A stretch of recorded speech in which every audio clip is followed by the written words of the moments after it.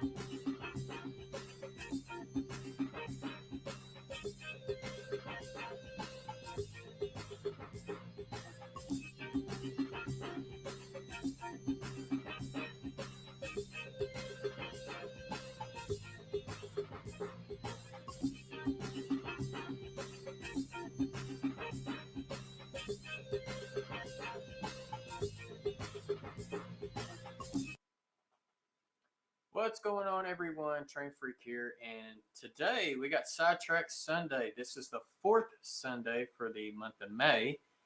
Typically, I would do the third Sunday, but me and Boebel swapped. So, I've got John down in the basement, but before I pull him up, I am going to say hello to everyone. I've got an echo for some odd reason. All right. So we got first man here. We got Steven, Wigwag Workshop. We got Humanity Junction. Dwight Curley. You thought you was first, but no, you weren't first. So, and let's see who else we got. We got Arty. That's Ausmerica Model Railroad. We've got Steve Childers here, giving Heath a hard time about getting old. We got John, Schuylkill River Valley, in the chat, who is also down in the basement. So he'll be up here a little later. And let's see, who else we got? Oh, looks like Thomas Grossi is here. We got Santa Fe Bob. James Galton is here as well. We got Roy Eltham or Ray Elton, whichever way you want to call him. Oh, wow, and the chat just blew up. All right, let's see here. Now I'm having to play catch up. All right, we got Dave BNSF in scale. And we got Shortline 614 here. We got Dave P, which is DES Media Productions. Let's see, who else we got? Hey, JD's here. Grandpa Rails. We got Anthony Dodge, the model train outsider, who I got to hang out with a little bit last night. Since Arty's internet kind of went out. So it was me, Anthony, and James. Let's see. We got Frank Steeler fan here. We've got Joe Rader here. John Nofel is here. We got Caboose 121. That's Cameron. Let's see. We got Rick with the Foltz Bailey Model Railroad here. So that's 2 STS guys. Now Heath is back. Because earlier Heath was saying that he didn't know if he was going to be awake or not. So, that's 3 STS guys. Now let's see who else we got. Steve 87th PSAP is here. Split Rock is here. Ray Boebel is here. So now we got the full STS crew. We got Manny Fernandez. Martin Siersma is here. And I think I'm caught up with the chat. So let's see. It looks like the schedule thing that John makes for us is about to finish. So once that finishes, I'm going to pop up a little a video or slideshow thanking all of the channel members, Patreon members, and those who did the super chats over the last few live streams, because I keep forgetting to play the ending. So, but yeah, different setup today. So I'm going to go ahead and do that. And then I will pull John up and we'll get started on the demo layout.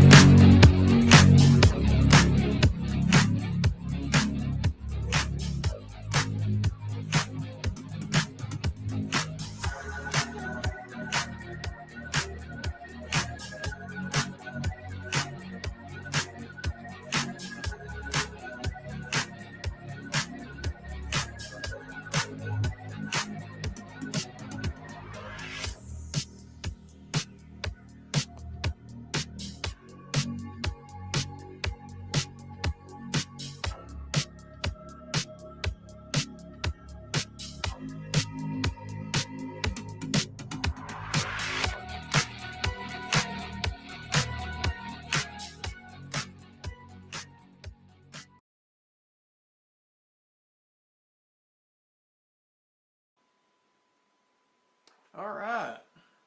So it looks like we got Derailed Daryl in the house. So what's going on, Daryl? And we got Almar popped in as well. So let me go ahead and get John pulled up. John, how's it going? All right, Jason, how are you? Doing pretty good. So, okay, so anyone here buy or subscribe to Model Railroad Craftsman? So we got a question from Thomas. I haven't for many years.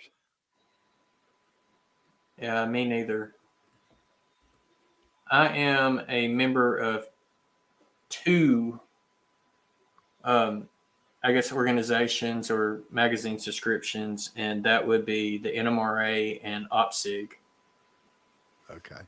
So, and of course, take that back, a third subscription. But I typically get this one for free.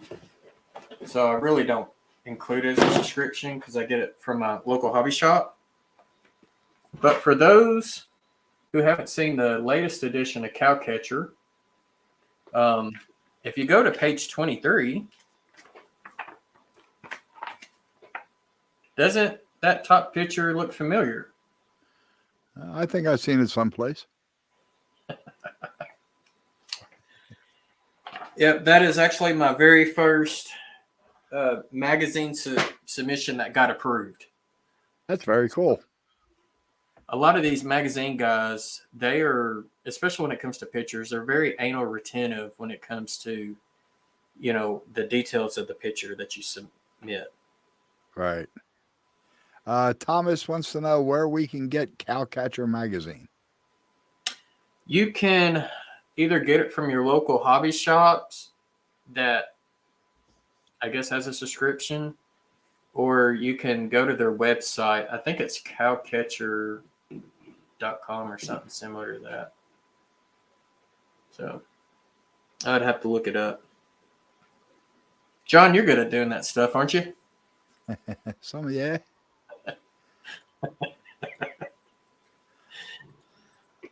Oh, man. Yep, he said he saw it in the magazine when he got it.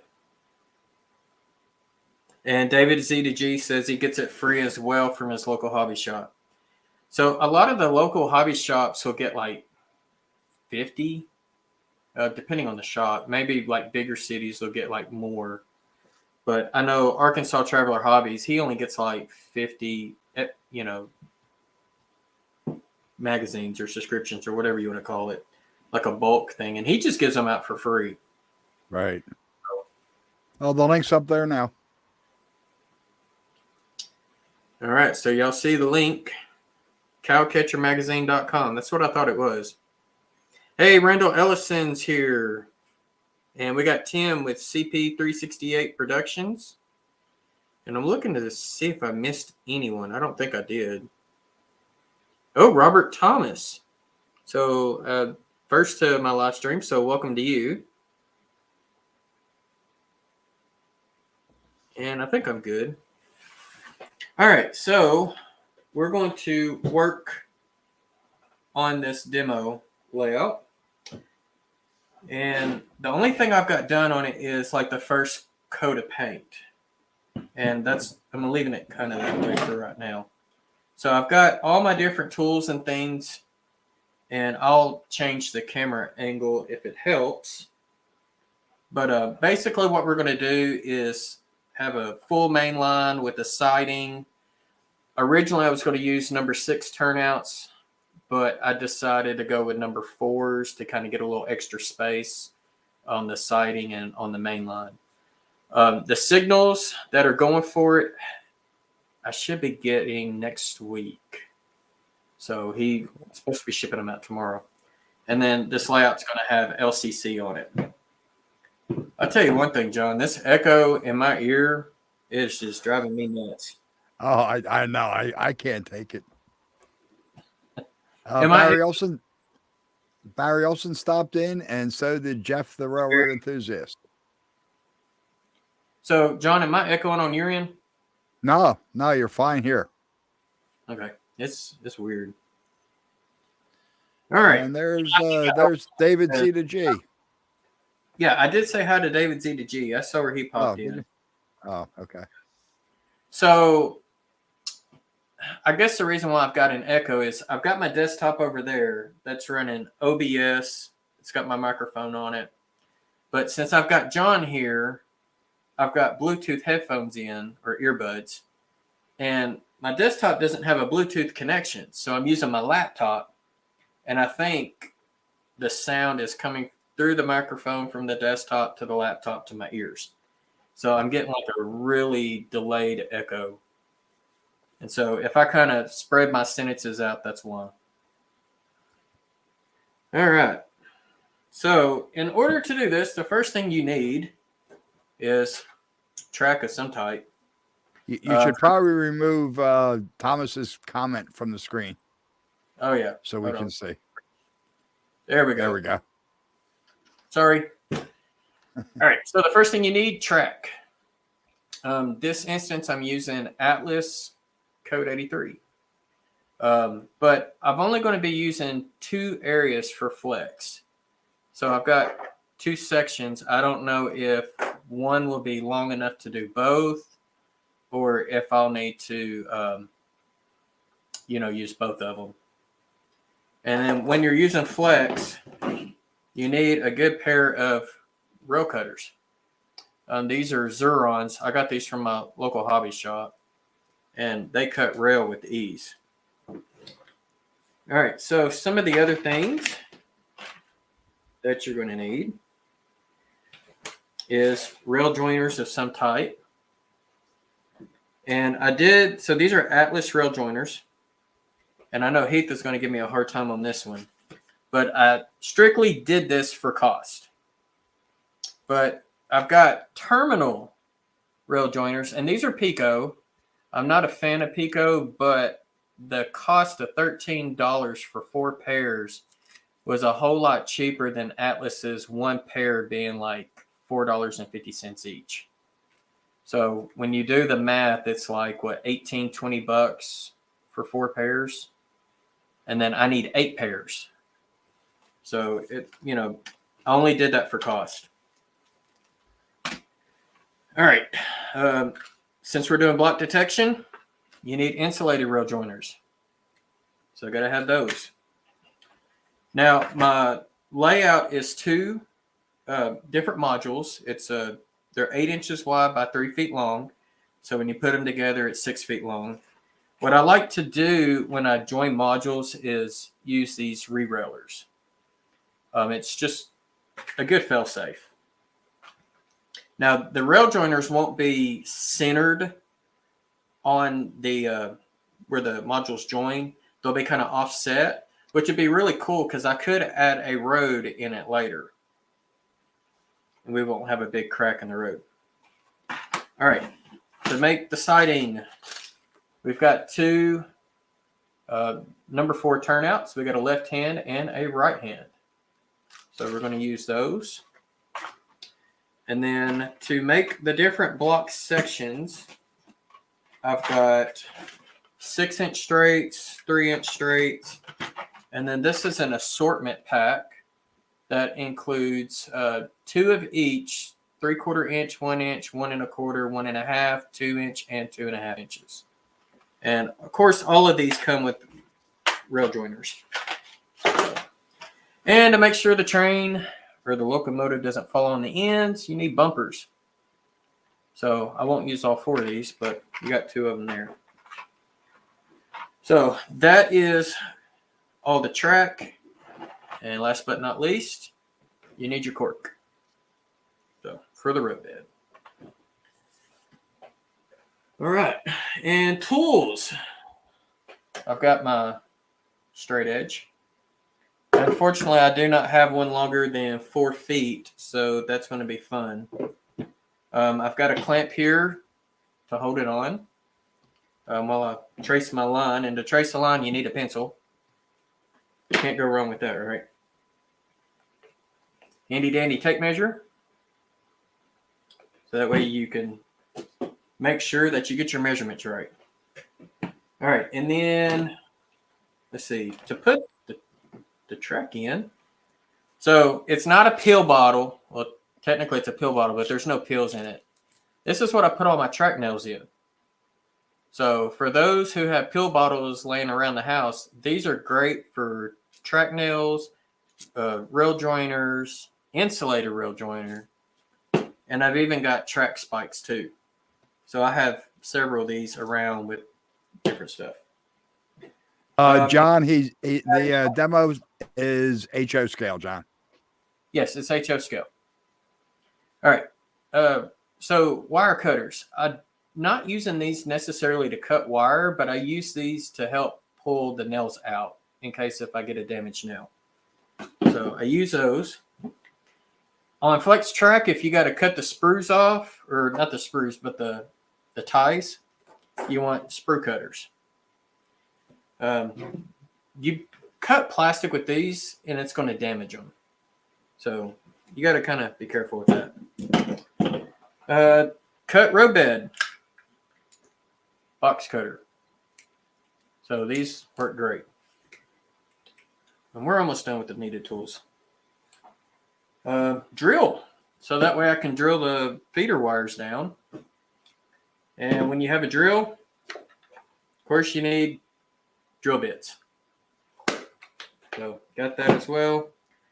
To hammer the nails in, and this hammer has gone through hell and back. So, that's probably the third tape job, and it's about ready for the next one. So I've been using electrical tape. It's fairly stable. Dave BNSF wants to know your Zoron is vertical or horizontal? It's got a slight angle to them. I want to say vertical. You cut them like that. Yeah. So, but you actually have to have the handles at a slight angle, so that way it cuts straight up and down. And Ray says, don't forget the most useful item, Band-Aids. Oh, yeah. Got to have those. Or in his case, a fire extinguisher. Yeah, that too. All right. So another thing is when you're putting in that nail in the middle of a turnout, this is what a lot of people do not do. Is there's a hole typically in the middle. I know on the Code 100s there's a hole, but on this one, the 83, they don't have a hole there. So you need to drill a hole. What happens is the turnout has a slight hump. So when you try to take your train, especially when you're diverging, it will derail every time before it gets to the frog, or it derails on the frog. And that's because that turnout has that slight hump. So drilling a hole, which I just realized I do not have my vise. So I'm going to go grab that real quick. But using these punch downs, I mean, this is designed for finishing nails when you're doing woodwork. But you can set that on top of the nail and then just, tap it and get it down to where that hump comes out. I would show you on camera, but that's going to be a little hard to do. So let me grab the vise drill bit, and I will be right back.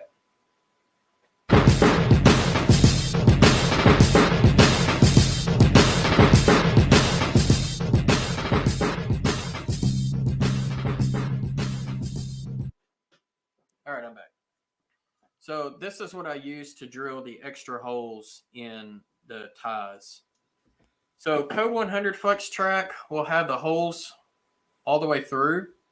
On Code 83, they got the holes divoted in the back. However, they don't go all the way through. So using one of these with a very small drill bit helps. I do not remember what the drill bit size on this one. I think it's like a number 60. I could be wrong. So, Split Rock, he might know the answer to that one. And Ray is a fan of Hee Haw. So there you go.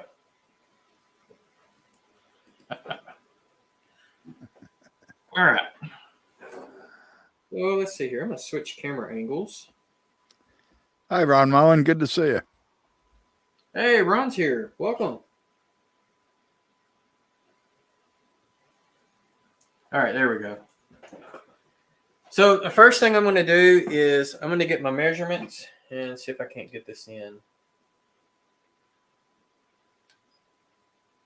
These PTZ cameras kind of do the trick. Does that seem a little dark to you, John? Yeah, a little bit. All right, let's see what happens if I turn the layout lighting on. Yeah, it brightened up a little bit. Yeah, that helped. That helped a good bit, actually. All right, good deal. All right, so the first thing I'm going to want to do is I want to get my measurements to make sure that I know exactly where I'm putting my track. And so that's where your tape measure and your pencil comes in. And so this is almost 8 inches. It's 7 inches and 15/16 of an inch. So let's just call it 8 inches. I'm going to want one track at 6 inches. And that's going to be the main track. I'm going to put the siding in the front. And I'm going to come back down a little bit further and make a mark for 6 inches there. I don't know if you're able to see my marks or not. I can try to zoom in a little further. Actually, I'm fully zoomed in.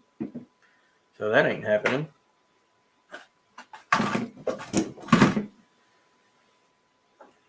But now that I've got a couple of marks in there, I can take the straight edge. And y'all, this is going to be a noisy live stream, so just FYI on that.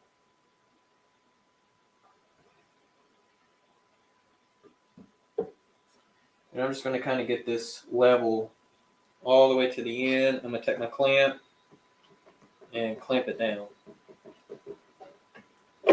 Like that. And because I can't get a clamp on this end, I'm just going to have to hold her down with full force.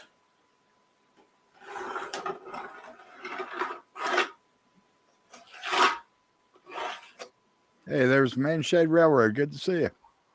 Hey, Man Shay, what's going on, buddy? Yep, on your marks, get set, go. All right, this is going to make a loud noise. There it goes.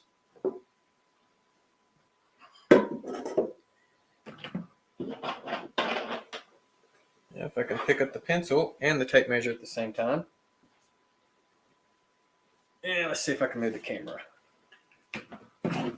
I'm sure y'all want to see what I'm doing, right? Oh, too far. There we go.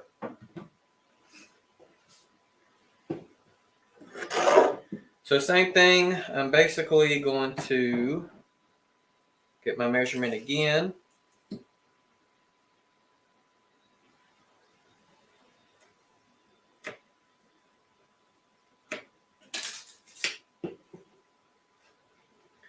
I'm going to have to slide this module down just a little bit. There we go.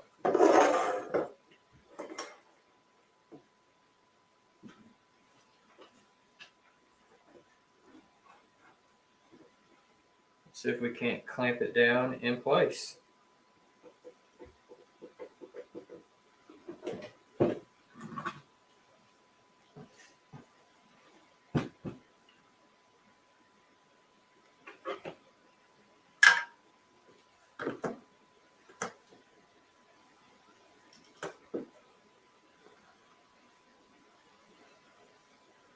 Ooh, I realize I'm off.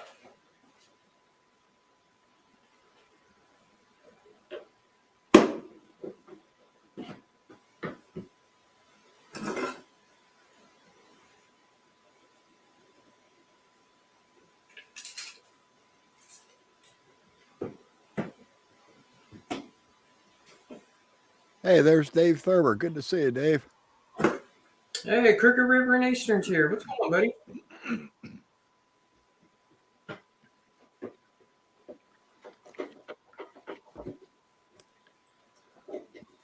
All right, got that clamp down now. Yeah, let's see.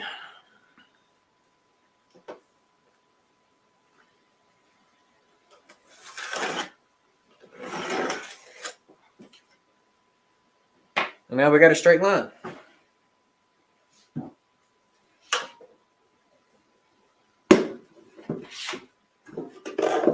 All right, so now we're going to kind of do the same thing. And we're going to go 4 inches. And technically, I could have done 6 inches, 4 inches on the other side as well, but I just want to make it a little more suspenseful. Hey, at least now you can see my line. Yep, now we can see it.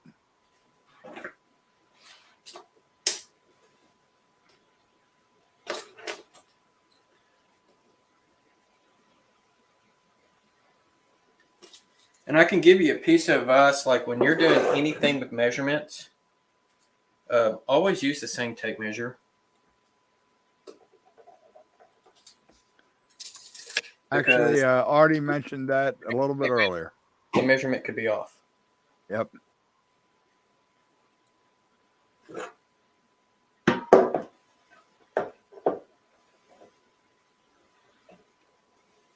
All right, where's my other mark? There it is.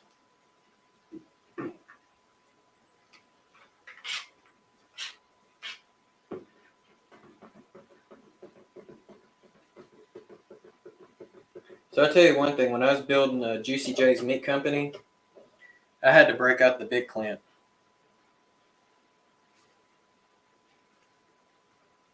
These are my medium clamps. What, just to hold the building together? Do what? To hold the building together. Yeah. Yeah. Wow. Well, that building is 30 inches long. Wow. All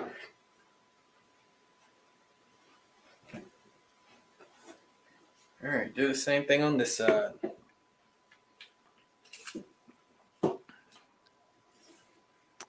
Ian from the Lehigh River subdivision stopped in. Good to see you. What's going on, Ian? All right, just getting a measurement here. And I know I didn't move the camera this time, but you saw it last time.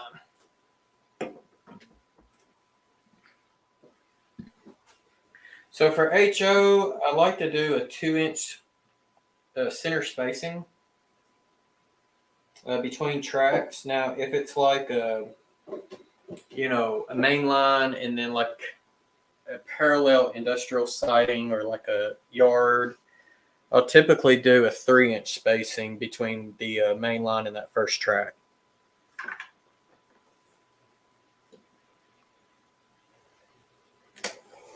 Derail Darrell asks if this is a build for Fremo or for a club. Neither.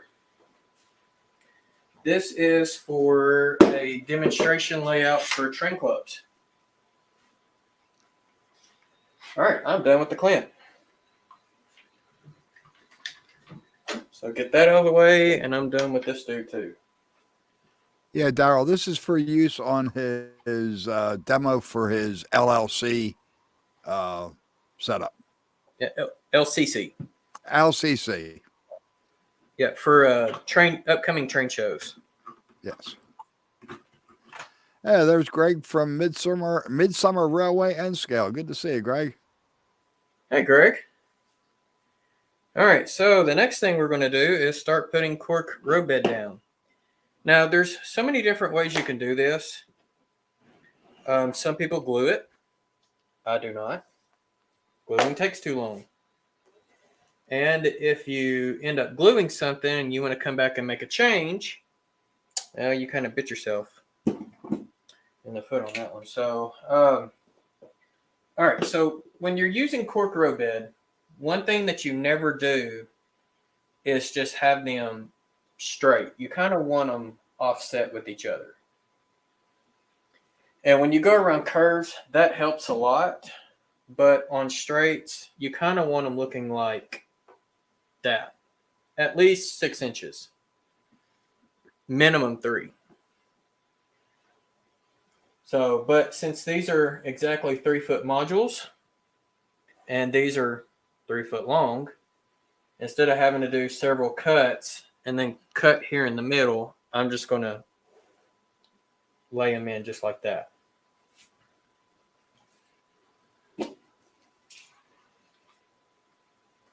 Hey, Jerry's here. What's up, Jerry? Yeah, and also Anthony Borden, yeah. Yep. And Marty M just stopped in. Marty, what's up, buddy? All right, so for those who are just coming in, this is going to be a very loud live stream. And so the reason why I'm doing this is the channel members voted on me laying track and stuff. They wanted to see me build the demo layout. So, and it's like, well, I'll go ahead and at least paint it and get it built together and get it joined. But everything else I'll start doing on live streams. So tonight my goal is just to get the track in and probably not wired up because I still got some more building and stuff to do with it. And now I got to behave because my wife just popped in. Hi, Amanda. Grit and Grace Health and Wellness. Slide that out of the way. Okay. So, like I said, I'm using track nails. That's what I've always used. And that way you can always pop one up if you ever need to make minor adjustments.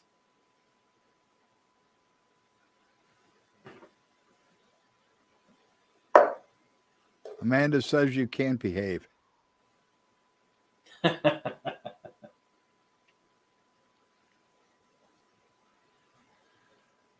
I don't like her earbuds.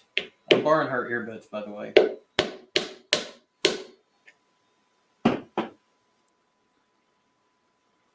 Now, when you're laying this roadbed straight, you don't have to have nails like right on top of each other. Unless you're like in a curve, you kind of want them closer.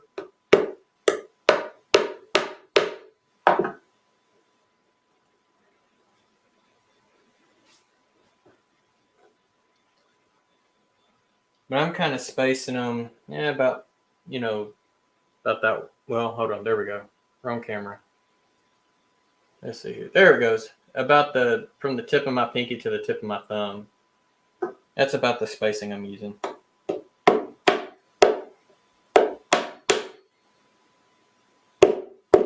that one bent. And of course, I'm used to putting this together on like more solid bench work and not a pop-up table. Thomas wants to know if you sand the cork at all. He uses a foam sanding block. Sometimes, if I buy them where they're attached, yes, I will. But the cool thing about this hobby shop is he doesn't sell them by, the full strips. He'll go ahead and rip them in half and sand them. But sometimes I'll wait and sand them until I get them on there. And James wants to know, do you also nail your track? Yes, I do. No glue. Because if you ever want to make a minor adjustment, glue damages. And Anthony Borden, I lost this question. Won't the track measurement be off with the roadbed? No, not really. Because when I did the measurement, I'm doing track center. So when I go and lay the track on there, the holes on the track is going to be to the center of the two pieces of roadbed. Norman suggests using a hair comb to hold your nail. That's actually pretty good, Norman. That's what the roadbed's for. And David Zeta G says, why not just nail track on top of the cork?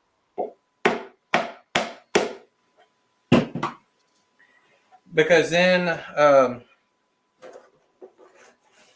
if you just had roadbed there like that, I mean, you can see how it's moving.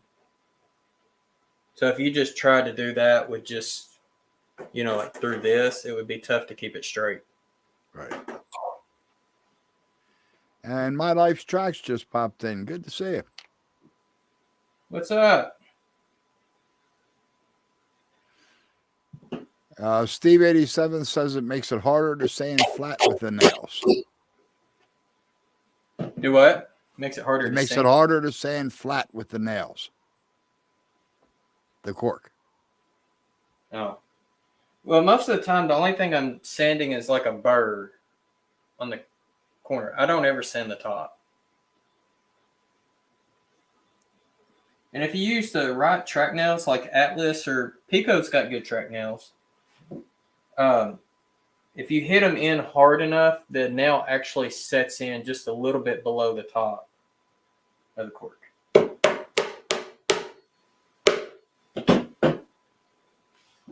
Because you got to think cork compresses.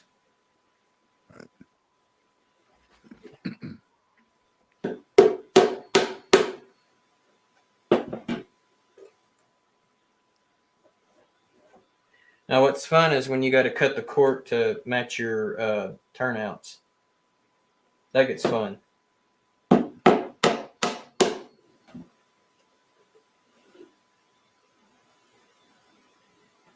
And James Galton says they make a tool to hold the nails. Yeah, I don't need that.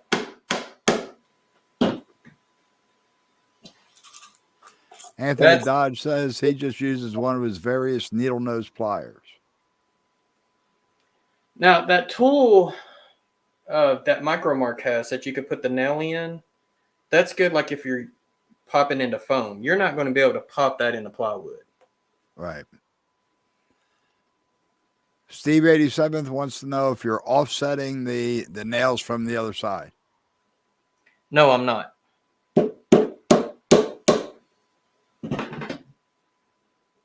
I mean, that's really straight. I'm going to come down and look at the other end. Yeah, that's straight. So that's why I use that straight edge to draw my line.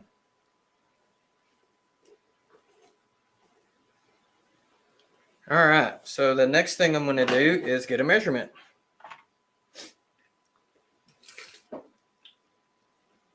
And I'm going exactly 1 inch from the edge. So I marked it on both sides. I don't think you can see it. No. So I'm actually going to have a 9-inch section of track before the turnout. But I know some of you are going to be asking, well, why did you not just use 9-inch straight section pieces for this? Because I'm actually going to be using a 6 and a 3. And that is so that way I have a place to pop in the terminal joiners. So that way I can run my wire underneath. Dan's model railroading journey just dropped in. Good hey, to what's see going you, on, Dan? And James Galton says he's going to try 2-sided tape for his next layout. 2-sided tape. I've never heard of anyone using that. Neither have I. Now, I've used 2-sided tape for my backdrop. And you better hope you get it in the right spot the first time. On 2618's here. Good to see you, John. Hey, what's going on, John? So how many Johns we got in here, John? I think only 3 of us. Me, JD, and John 26.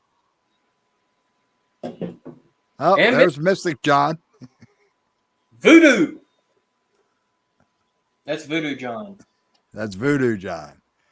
Yeah. James Galton wants to know if you paint your cork. No. No need to. And Jerry just said that Darren from B&H uses 2-sided tape on his turnouts. Oh, interesting. Yeah, Okay. I've never heard of that. Do not paint my cork is because by the time I slap ballast on there, it's going to be covered up. So. And DWM Trains just stopped in. Good to see you. Yeah, welcome. I think this is the first live that DWM Trains that has popped in. So welcome. All right. Where are these Hatred Pico terminals? Heath ain't never going to let me down on that one.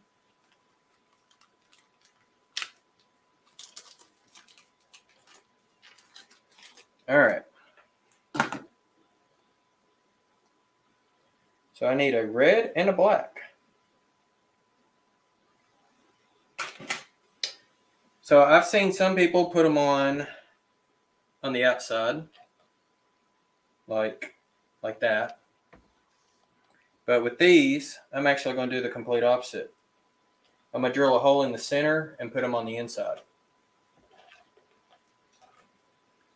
Hey, there's Fred Wild. Good to see you, Fred. Hey, Fred.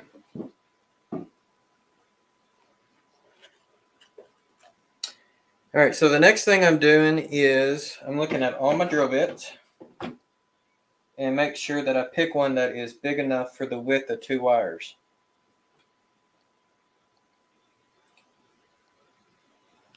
Rick's R&L Railroad uses Homosote. He says it's a little bit of work to cut and put down, but he likes it. Okay. I'm thinking this might do the trick. This is a 5/32. Yeah, it's going to be a little snug. We're going to go 3/16.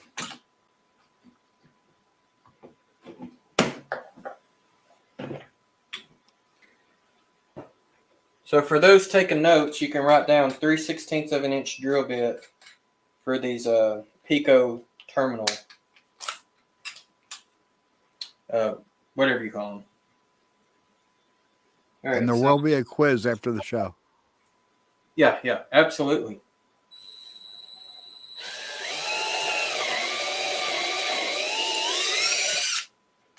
There we go.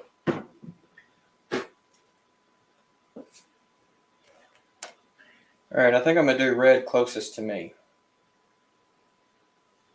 And then do black furthest away from me.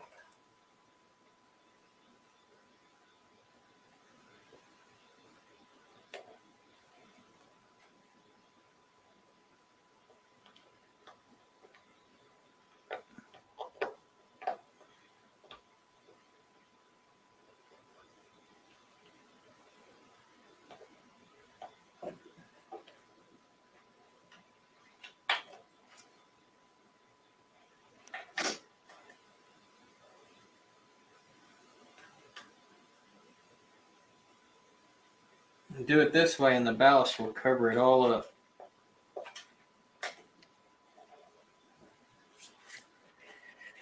All right, next piece of track is going to be a 3-inch section.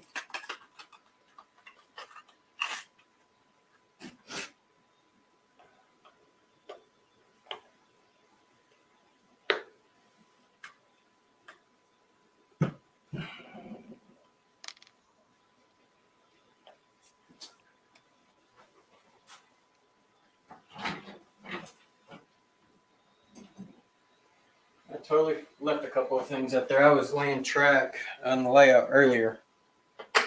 Okay, so a couple other tools that you'll need when you're using flex track is you need a file. There we go. So we've got a flat file here. And then these are some really nice tools here. These are from Micromark. This one here is for keeping your track straight. And then this one is for HO and N. It's got HO on one side, N on the other. And it's a track spacing tool. So you put one on one track and one on the other, and you can perfectly space it. So I forgot to show y'all those earlier. All right.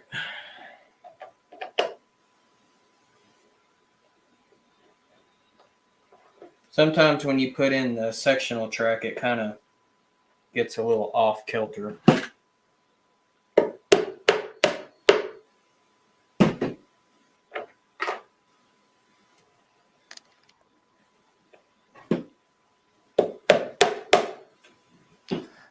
Yep, you're right, Fred. Fred said, notice how the guys that are on are the only STS that didn't make it.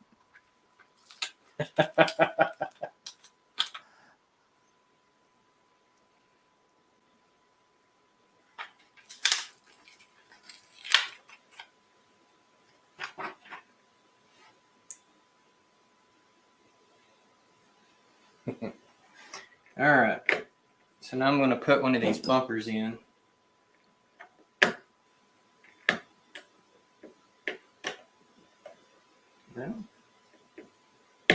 There it goes.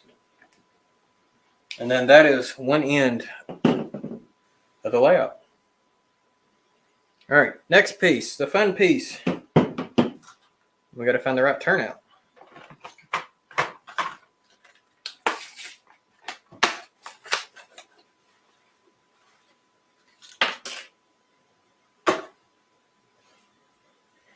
Okay, so when doing your blocks, you're going to want to use insulated rail joiners.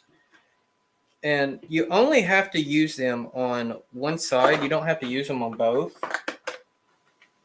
Just remember which side you used.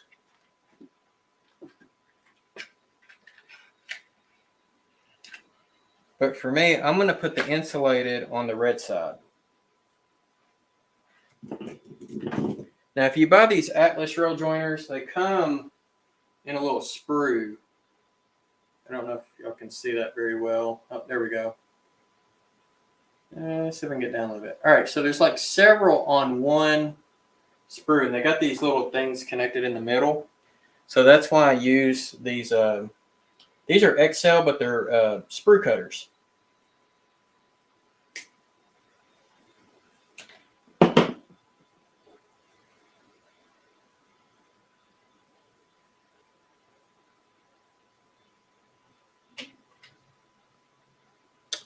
And we're going to use just a regular rail joiner for the black wire.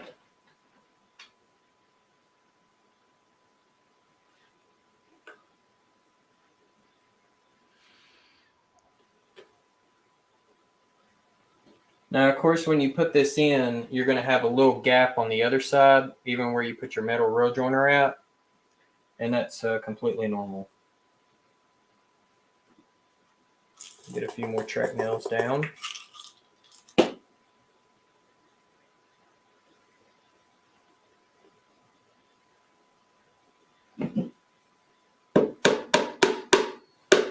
All right.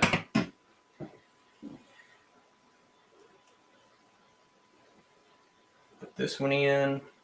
And actually, one of the things I forgot to do is measure for the tortoise wire to come up. So that's the next thing I need to do. But it's okay to go ahead and have your nail in on the far end so that way it keeps it stable.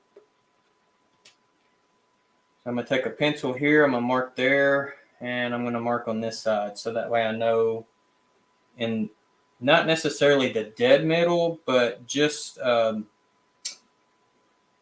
your angle, it'd be just to the left, to this side of the center is where that pilot hole needs to go. All right, so now that I got it marked, I'm going to go ahead and pull this nail out.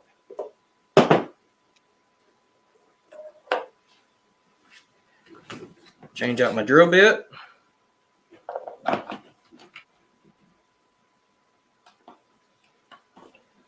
And this time we are going with a 3/8 inch. Manshed likes your use of prescription bottles. He keeps his rail joiners in his. Absolutely.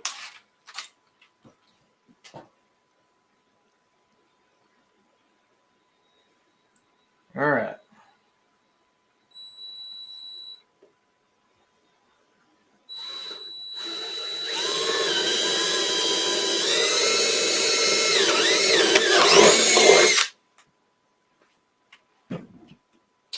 All right, now I need to grab another tool I totally forgot about. Y'all gonna love this one. If you thought I haven't made enough noise, just wait.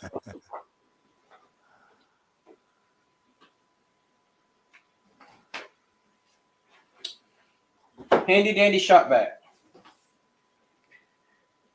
So John, you think I should mute myself on this one? Yeah, I think so. All right, let me do that real quick. Yeah, if I can find the mouse.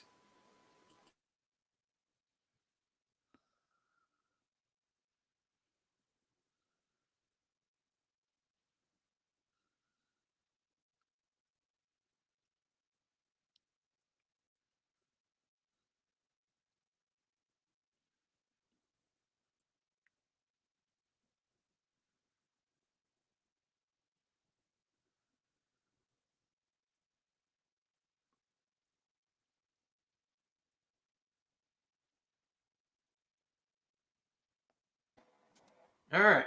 So I got that drilled out, made sure that there was no wood chunks under here because I have derailed issues from that in the past.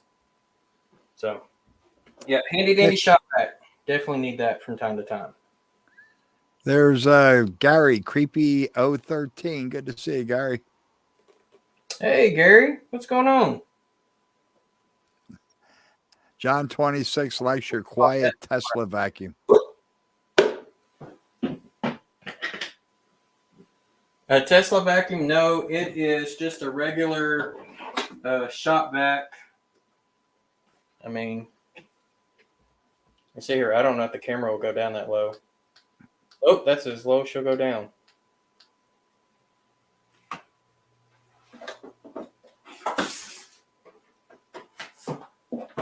Like I said, regular shop vac.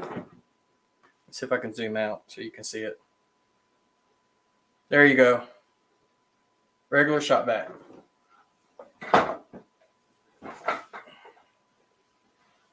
Whoa, hello. I'm still trying to get used to these the remote on this PTZ camera. It's really cool. But man, it is sensitive. All right. Do you file? Oh, that's a good question. Let's see here. Do you file the inside of the rail, the top or ball where each piece joins? I found it helps smooth the joints. No, I haven't. If you've got good rail joiners, you shouldn't have to worry about that.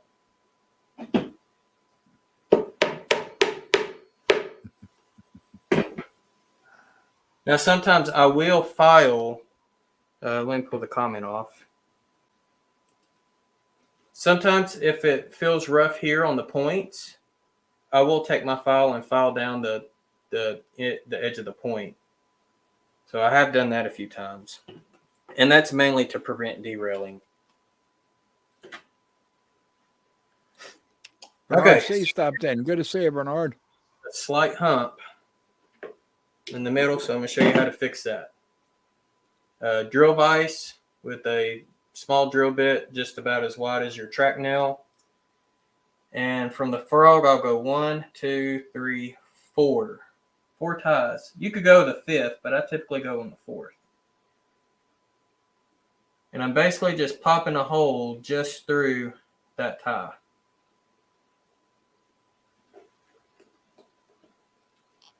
All right, so now I have a hole right there.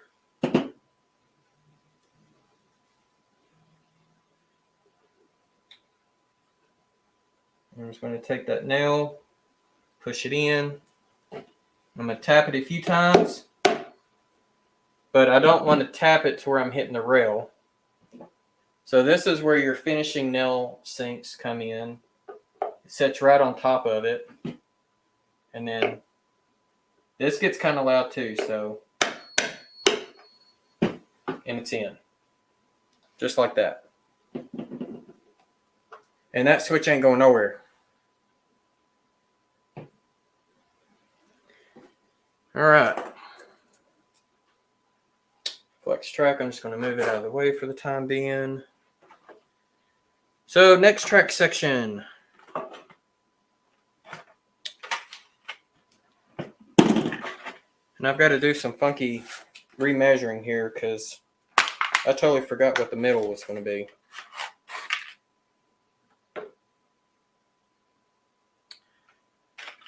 I want to say one was a 2.5.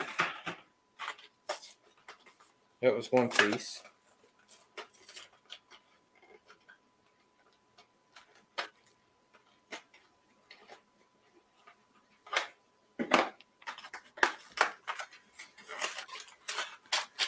Later, Fred. Safe driving, man. All right, take care, Fred. You have a good one, bud. Right, Voodoo so John wants to know which is older, your son or your beard?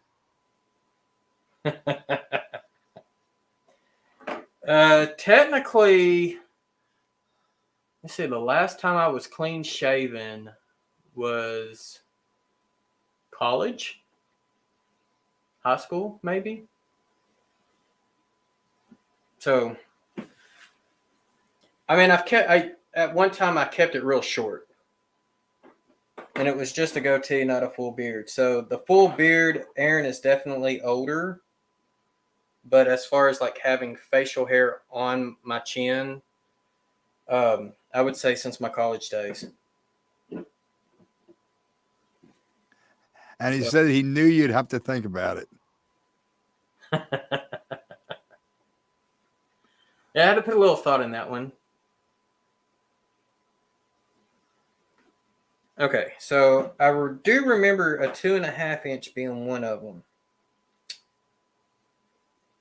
So basically, I'm making the turnout its own block, but also a little bit of track past it's going to be part of that block. So that way I'll have a signal here and a signal here. Typically, when you had the sidings and whatnot, the signals were kind of beside each other. You didn't really have one back here and then the next one up there. They would have them close by, and that was they would have like one electrical box to do both signals, so that's less wire they have to run.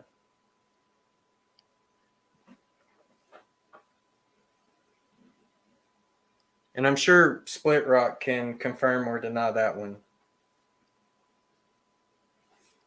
All right, I need to pull something up real quick on my other computer.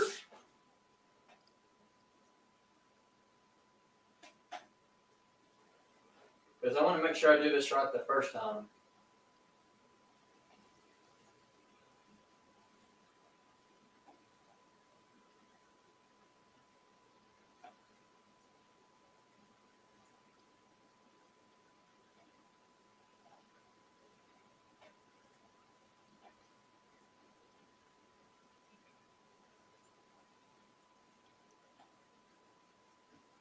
Okay, I was on the right track.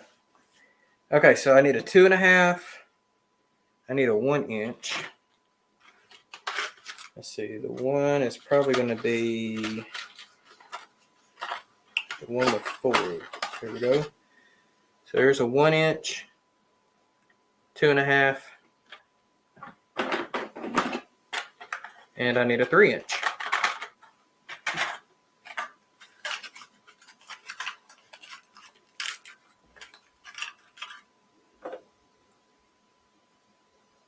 And that's going to be... Daryl, take care, man. All right, Daryl, take care, buddy.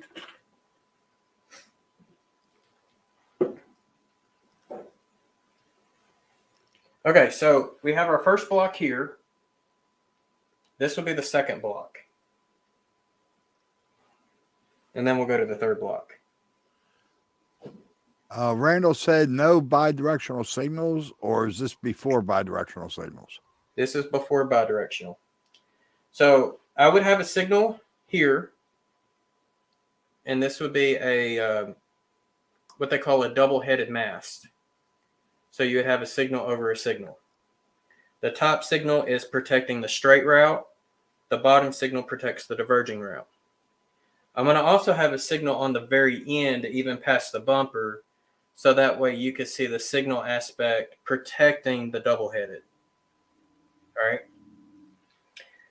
Here and here are going to be two singles that are protecting this way. So we will have double bidirectional signals on here. I want to say I ordered like 1, 2, 3, 4, 6, 10 signals for this layout. Most of them are single-headed, but 2 are double-headed and 2 are bidirectional single-headed. And like I said, he should be shipping those out tomorrow. Unless he shipped them out Friday and I didn't, or Saturday and I didn't know it.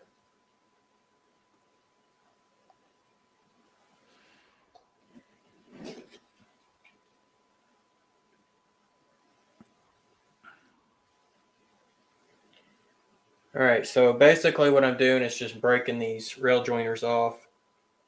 And then there's a little piece that sticks on the end of them, so I'll kind of push them, use the layout to kind of help push them back.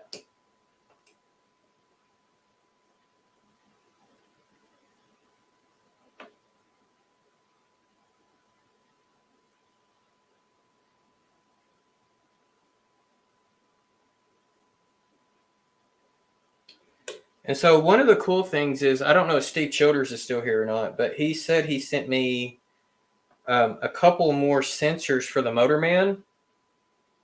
So one of the things I'm thinking about doing is, as the locomotive comes here and it stops, well, it would stop right before, the signal protecting the turnout in that block, and make it wait on the turnout to shift in the closed position so the train can go, or the locomotive can go through. So when I ordered the Motorman, it only came with 2 sensors, and it was supposed to be for one end, one for the other end. That's supposed to tell the locomotive, hey, go in the reverse direction. But now that he's sending me 2 more, I can do a little bit more with it. Well, Steve Childers is still here, and Steve 87 said, "Why don't you put cork under the diverging route now?" Because I'm working the straight. I will put cork under the diverging route. He's over there trying to rush me. Raymond Anthony 127 just stopped in. Good to see you, man. Hey, what's going on, Raymond?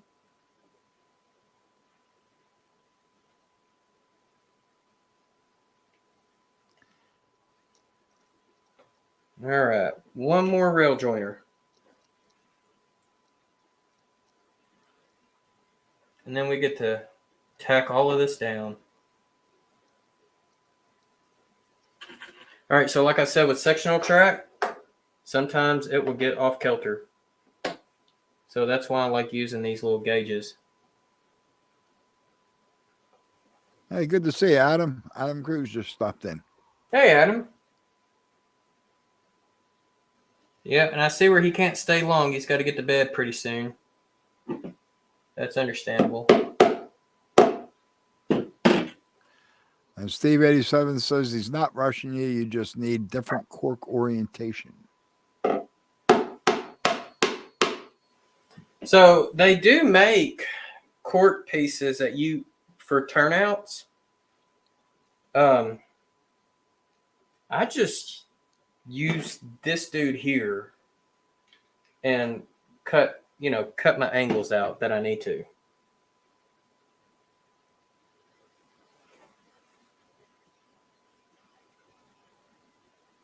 There we go.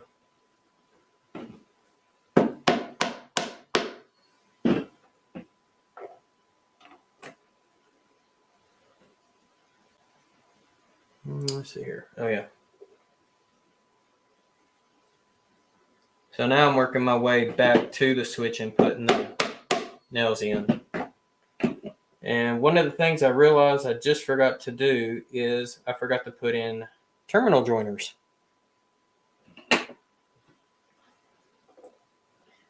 That means I get to pop that one out. Come on. Sometimes getting under that screw is tough. Ooh, he was in there. And that's what I use the wire cutters for. All right, I think I probably could have left that one in, because I think I can put it right here. Yeah. All right. Take that one off, and we're going to take these rail joiners off. Save them for another spot.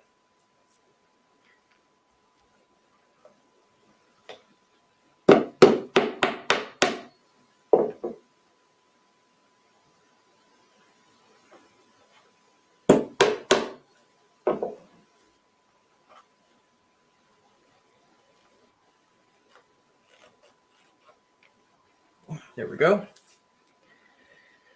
All right, got to change out the drill bit again.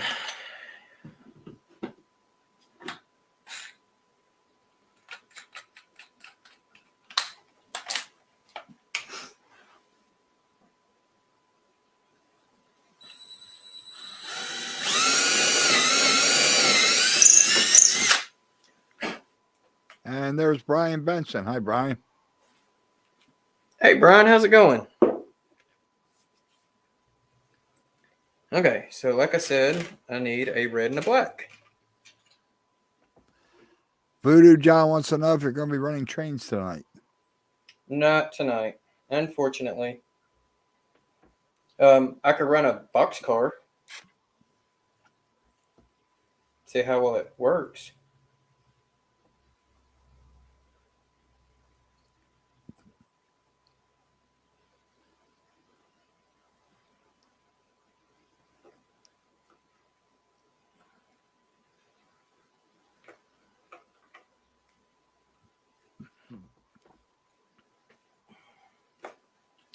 Okay, well, that's a fail.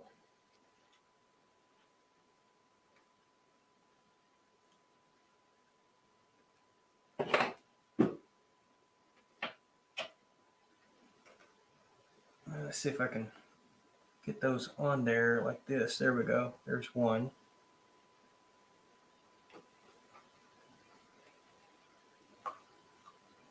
So I hope everyone had a great weekend.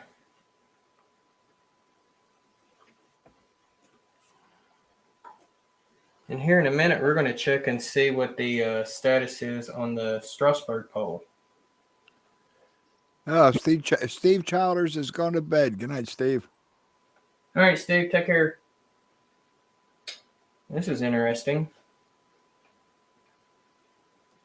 Oh. Oh. Like my rail totally shifted.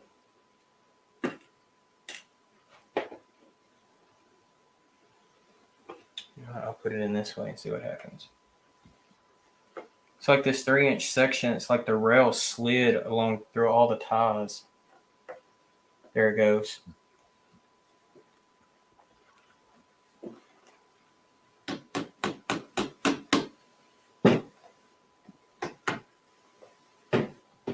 That was weird.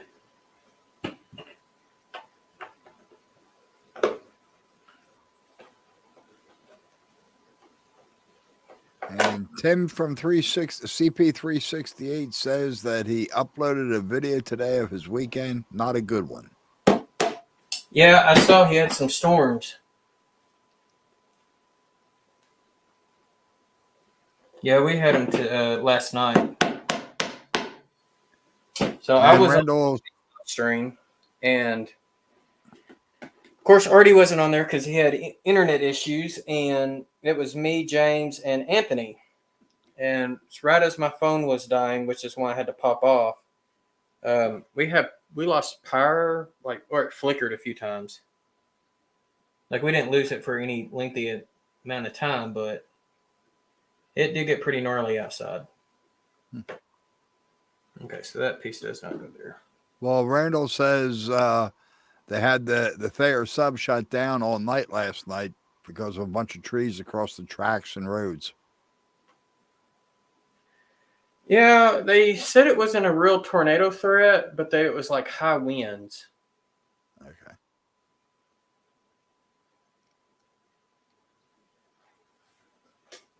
All right, let's see here.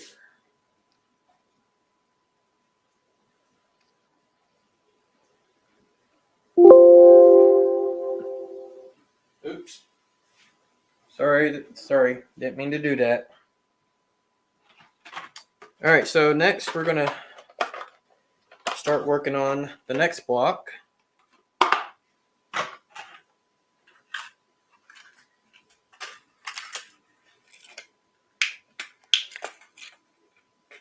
And we're going to use a 6 and a 3-inch.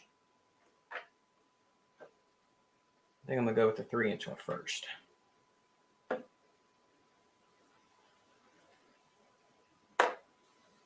Make sure I get that on straight. Yeah, there we go.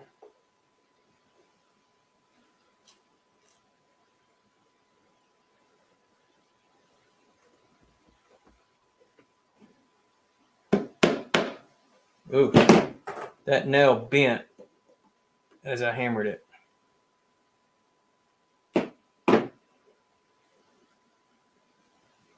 And it didn't bend on above the tie, it bent below the tie.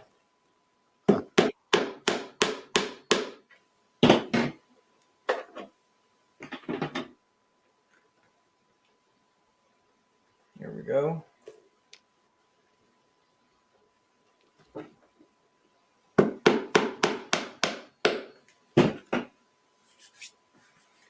So like I said, we'll have a signal right here, or right before that insulated rail joiner.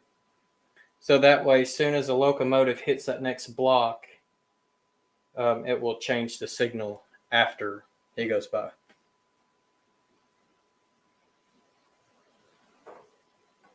All right, we gotta pop some more holes, or a hole, because we're gonna have to put in some terminal joiners here.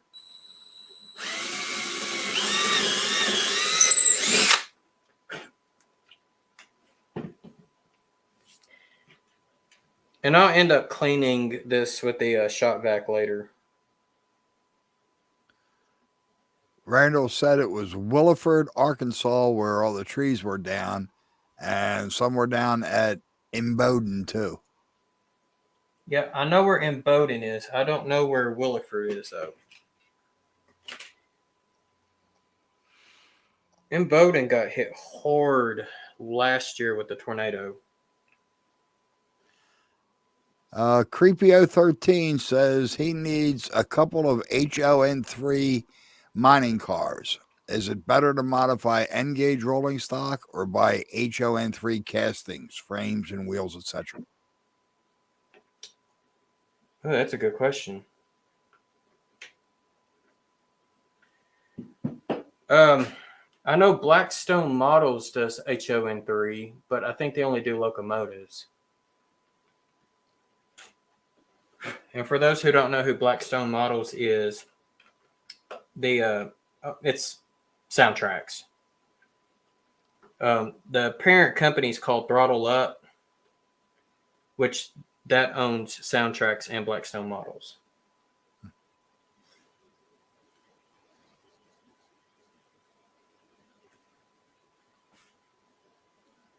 All right, let's get the gauge on there and make sure we are good and straight.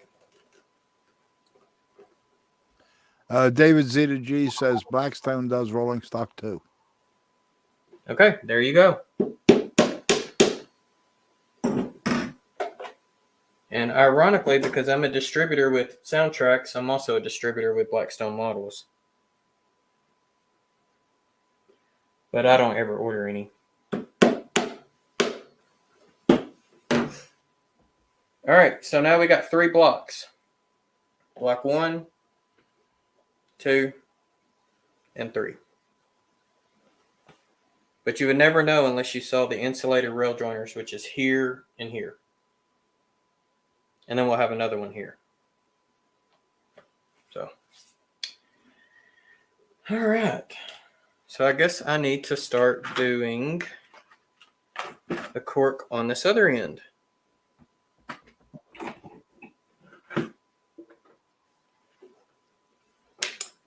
And I'm beginning to think I didn't get enough cork.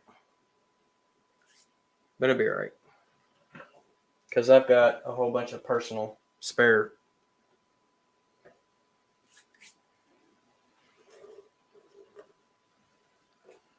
Brian Benson wants to know how did you decide to get into modeling the 50s era SSW cotton belt HO trains instead of more of the 60s and 70s?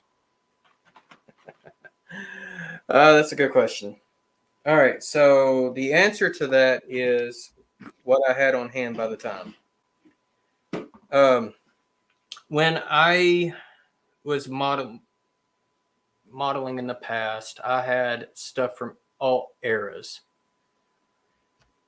I've got anything from as old as 36-foot reefer and boxcars.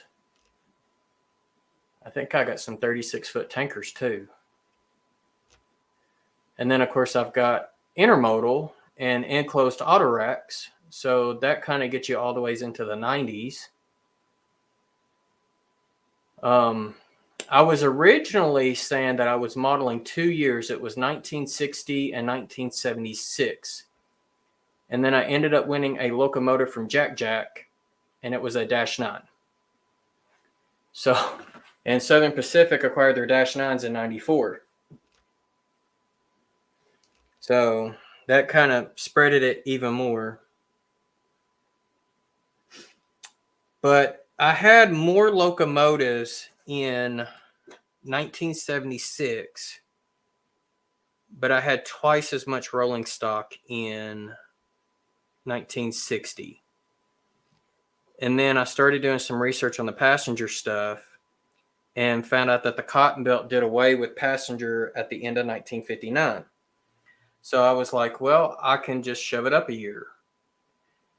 And then I did some more research on the passenger locomotives and found out that the very first Cotton Belt locomotive that had the bloody nose paint scheme was the FP7 number 306. And I've got it over here.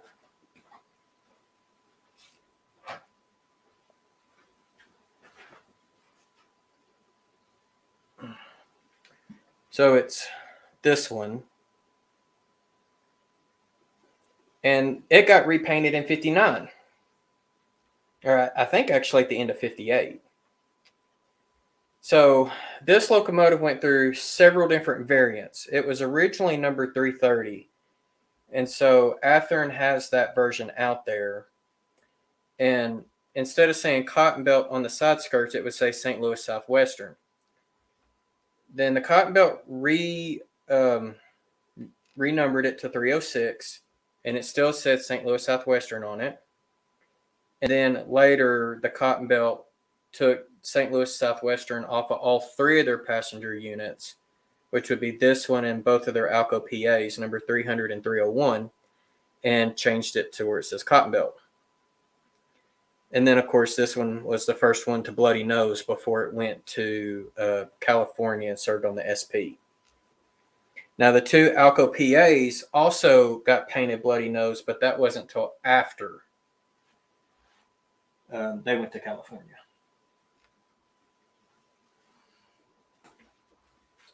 All right, so I'm going to go put that locomotive back up. So that's why I bumped it up to 1958.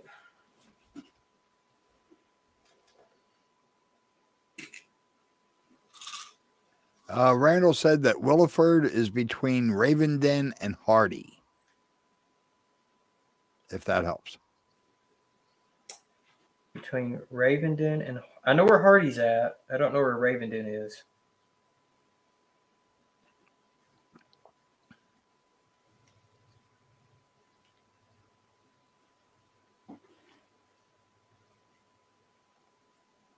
Now, these earbuds are wanting to fall out of my ears, and I don't know why. Okay, so the next block is going to have this rail joiner or re-railer.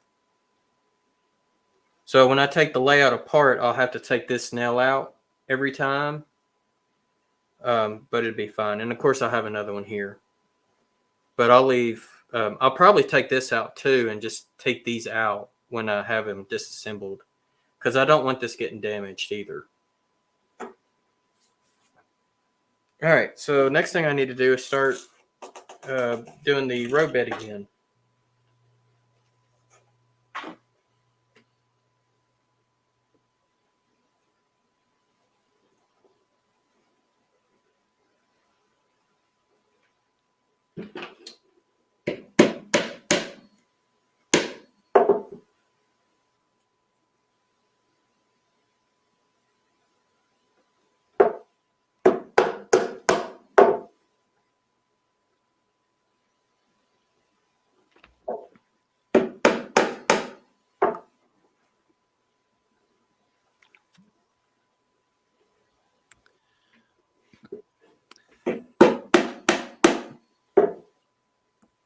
So Williford is on Route 58 due east of Highland. Okay.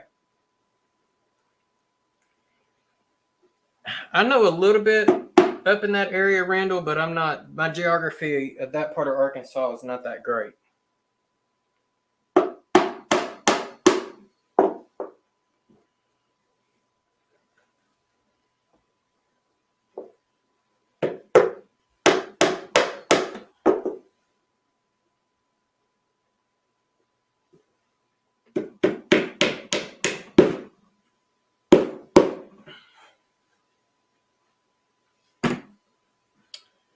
All right, now the next piece.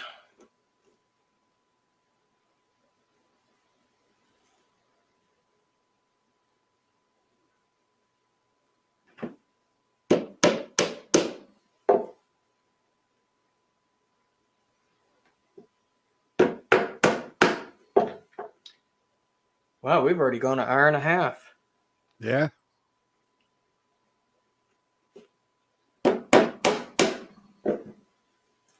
I might have to break this down into multiple sessions.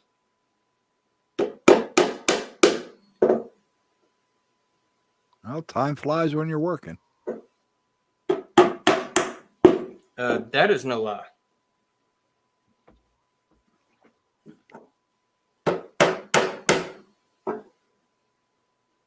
And I know y'all can't see where I'm at up here on this end, but I'll adjust the camera here in just a minute. All right. Let's see here. And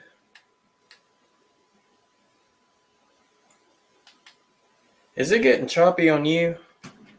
No, it looks fine here. Okay, when I was moving that, it didn't. It was like the camera got choppy or something.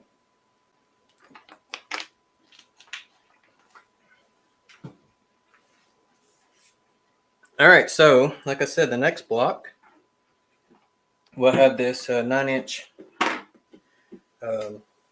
rail joiner.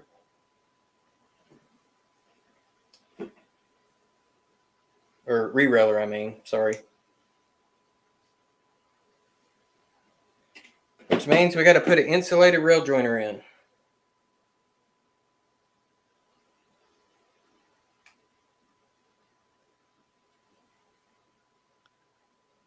Randall says there's not a whole lot there in Williford, but a siding where the BNSF usually schedules meets. Okay.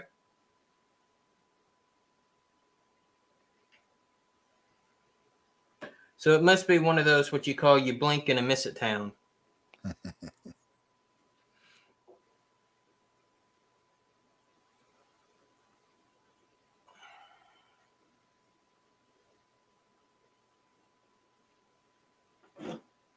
There we go. I was wondering when my line was a little off.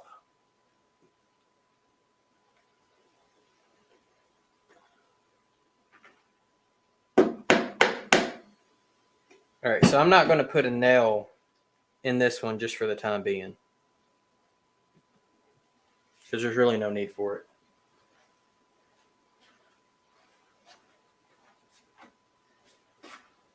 And we're just going to make sure that it moves nice and smooth.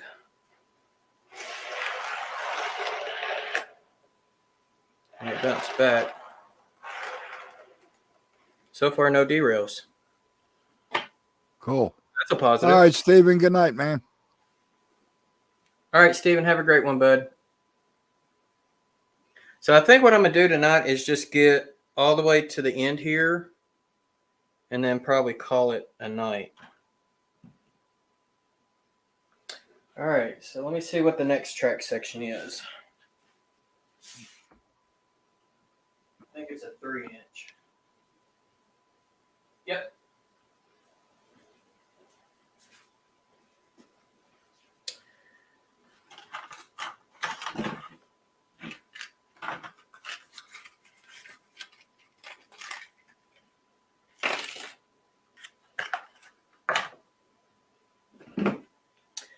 But on this one, I've got to drill a hole because this one's going to need terminator joiners.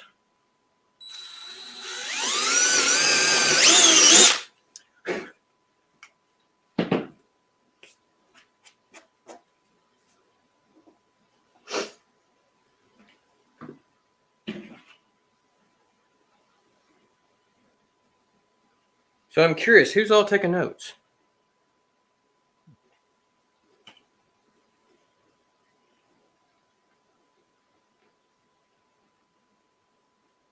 Well, we'll find out when they get their test scores back.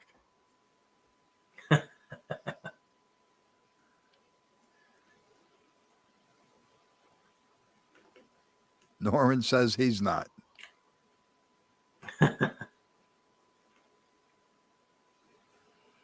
Norman must already know all the answers.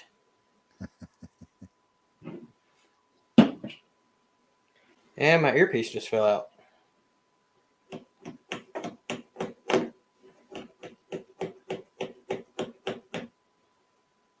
Dave P is not either. Yeah, Arty, there's a test.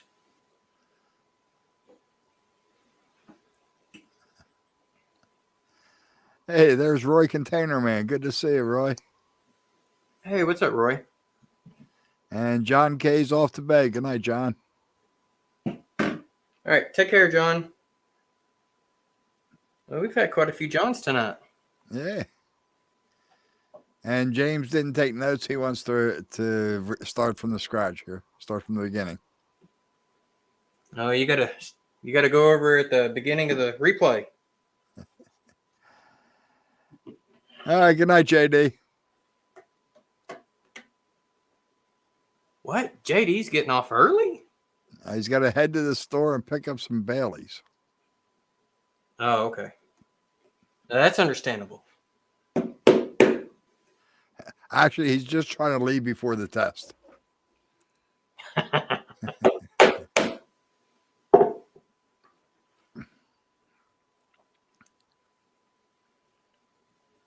sure that's straight. Right there.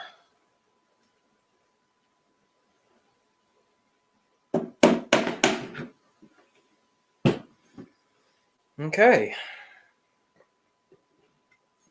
Get another insulated rail joiner.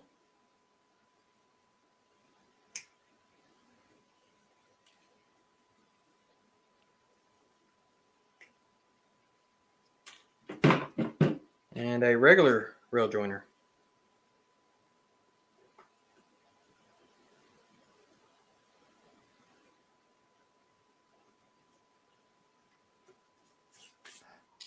All right, so it looks like the next piece is going to be a 3-inch.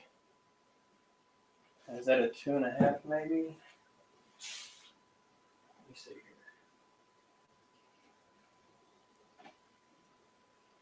here. 2.5, and I think this might be a 1. Yeah. So 3, 2.5, and a 1.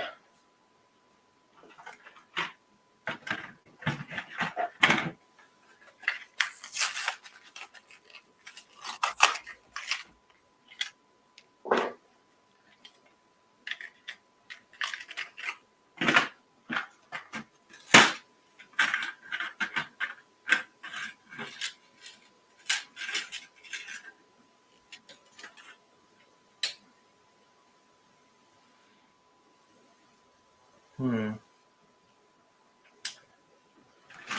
need to measure that dude. I think I grabbed the wrong one earlier. Yeah, it's a 2 1/4 or 1 1/4. That'll be fine. We'll make it work.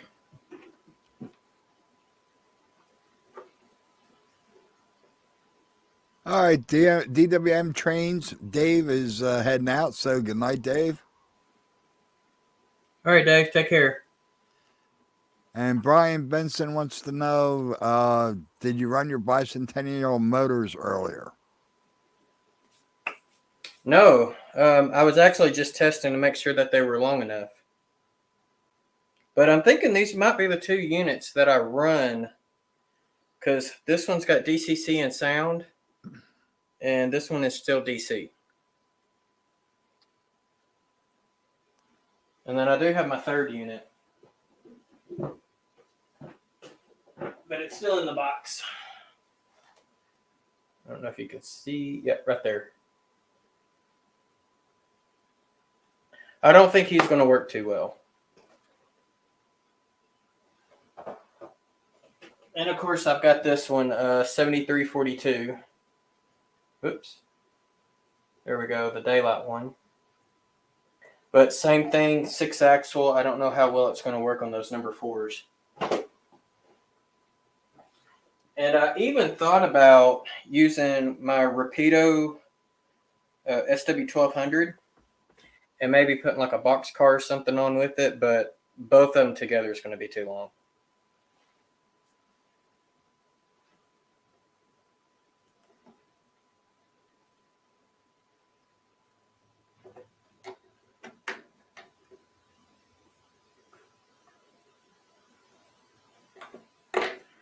All right, so this one's going to be a little tricky because I got that insulated rail joiner.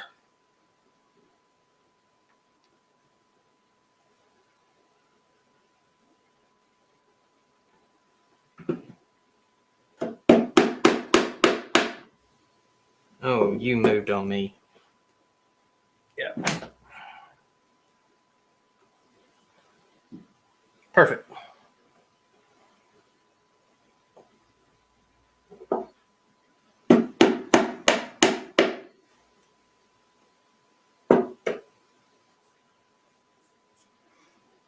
Okay.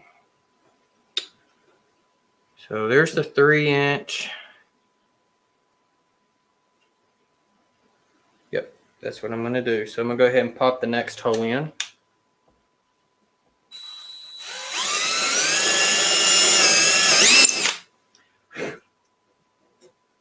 And Gary Shanks just stopped in. Good to see you, Gary. Hey, Gary.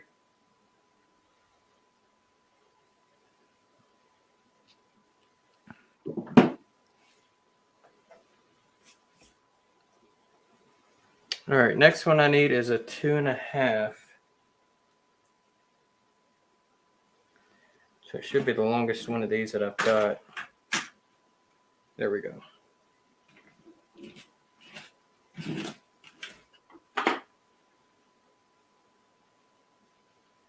So when you think about it, Flex Track is a godsend because you're laying 3 feet at the same amount of time as laying like 18 inches when you're using sectional track. You know, you don't have to have as many rail joiners, as an example.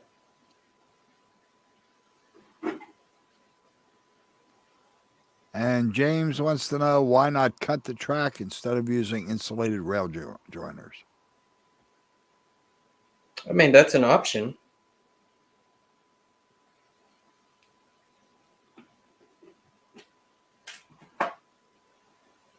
And Tim agrees and says it's not limiting. Yeah.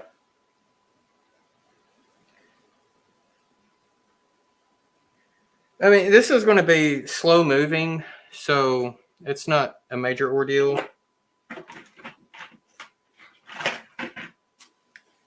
All right, time to rip into the next bag.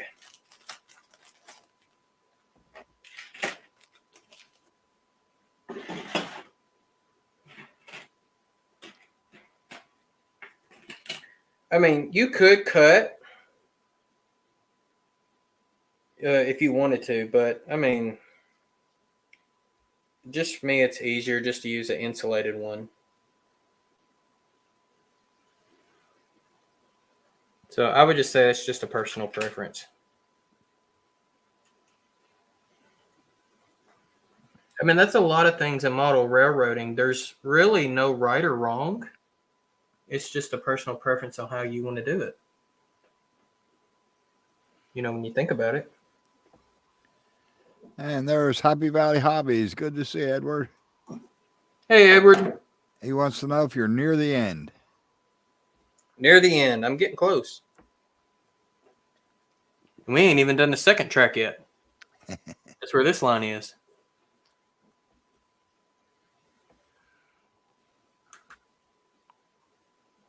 But also, you know, because I'm putting in so many different blocks on this short section, that's also adding the time. All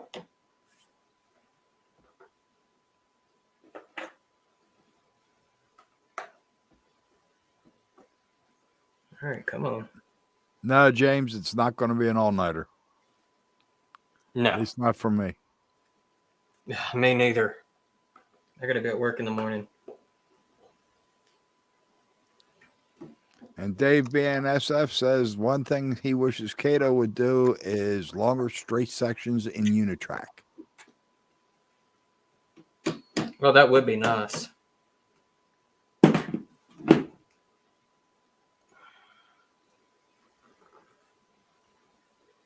right, I'm going to have to get that nailed in before I can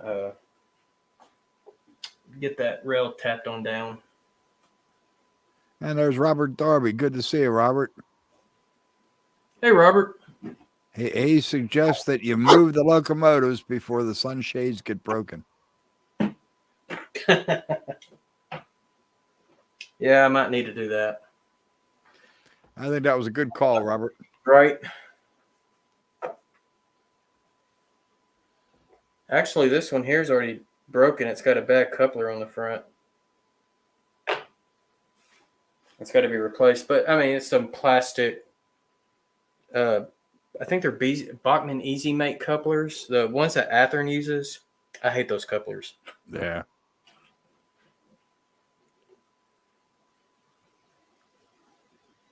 They're such junk. That's the one thing I wish Athearn Genesis would do is put in some KD couplers. Like, why can they not do that?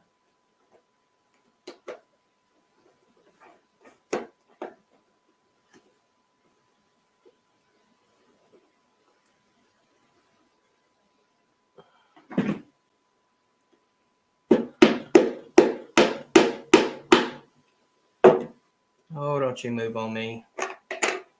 I think it bent. Yep. John Arthur, good to see you. Hey, what's going on, John? All right, I'm going to have to pour some more nails out.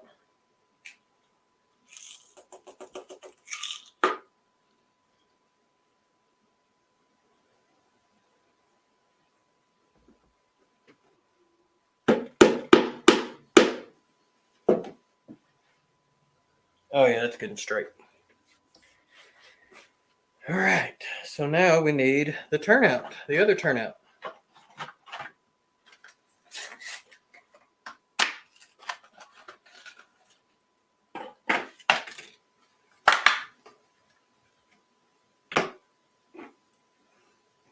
I can't believe we still got 37 people in here.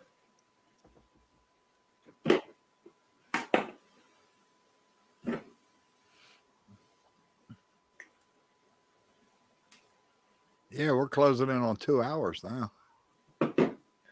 Yeah, I know. That's why I said I'm just going to try to get this straight section done. We'll come back and do the siding another day.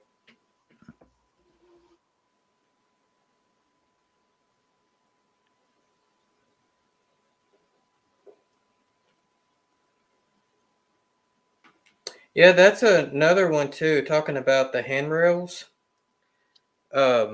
The plastic should be metal. I mean, the old blue boxes have metal handrails.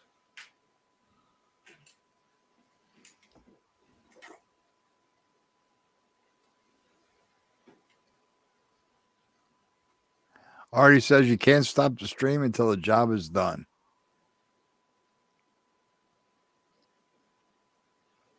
Oh, that ain't happening, Arty. Hey, there's Lance, Weber Model Railroad. Good to see you, Lance. Hey, Lance. And the reason why I'm going to say that ain't happening is because all my stuff hasn't come in yet.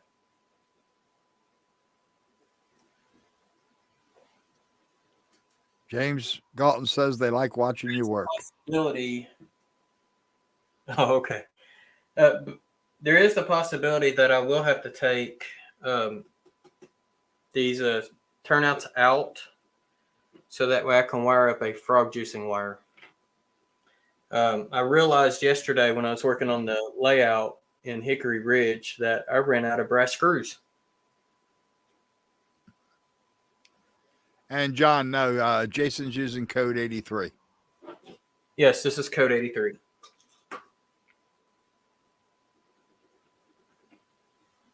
All right, making my marks again.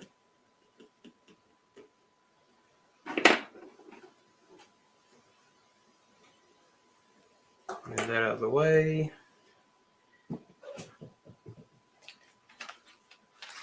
We're going to go with the big drill bit again, the 3/8 inch.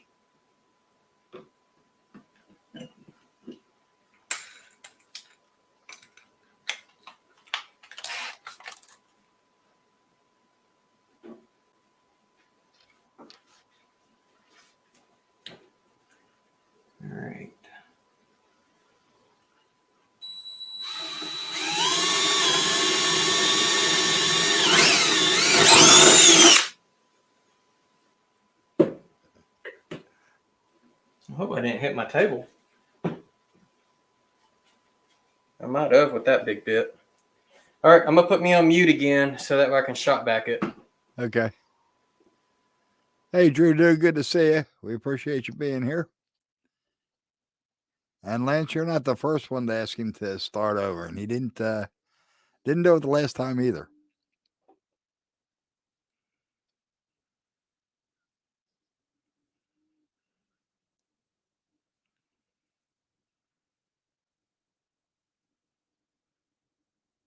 Bernard, I think it's plywood.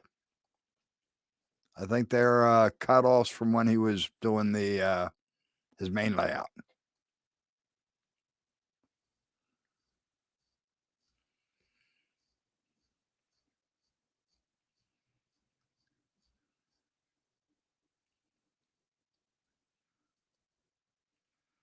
Oh, I agree, Tim. It doesn't make any sense changing the couplers till you have a problem.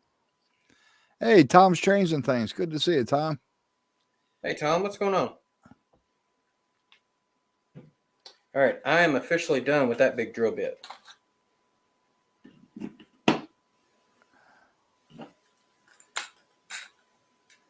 I'll still need this one for one more hole for tonight.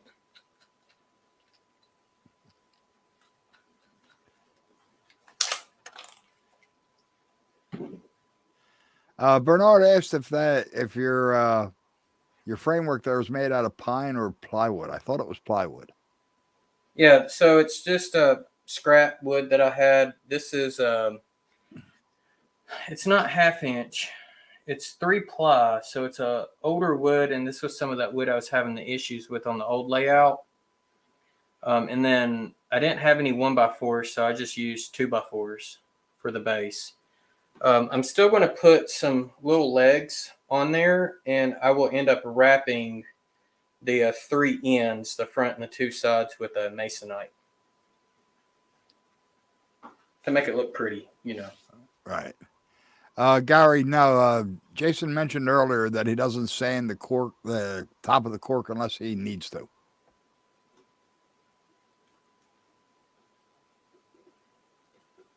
That is absolutely right.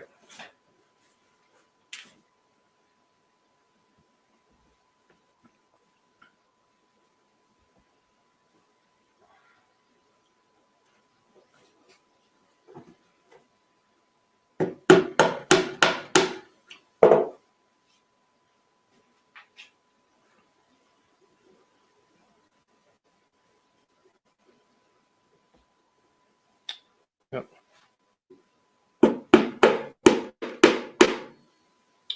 All right, now I got another hole.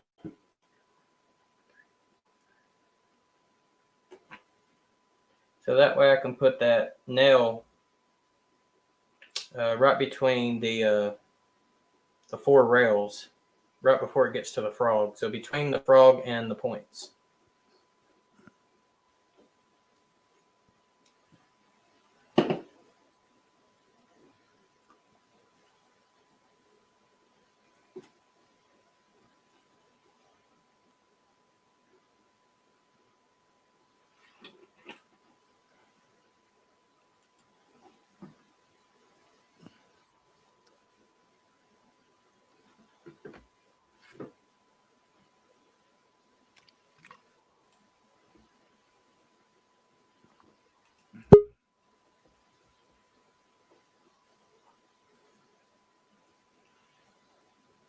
My laptop kicked out. I don't know if you said anything or not, John.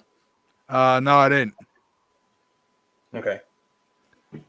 Brian Benson wants to know if you have any super elevated curves on your layout. Yes, I do. And I use painter's tape to make it.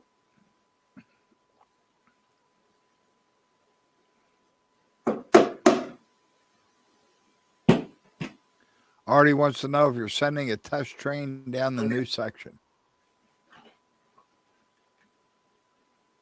Sending a test train, probably just a car.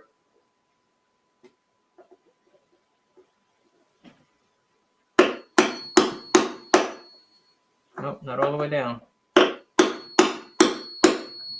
There we go. Bernard likes how you do your track work because if you need to change something, you just unscrew or pull a brad. Do what? You can just unscrew or just pull the track nail up. Yeah. Yeah, if I need to make a change, all I got to do is just pull nails. And that's why I do not use glue.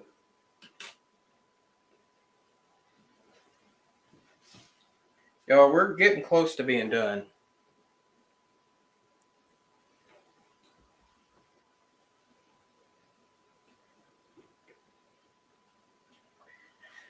All right, I'm going to move the camera up a little more. Y'all can be hypnotized by the lights in my computer.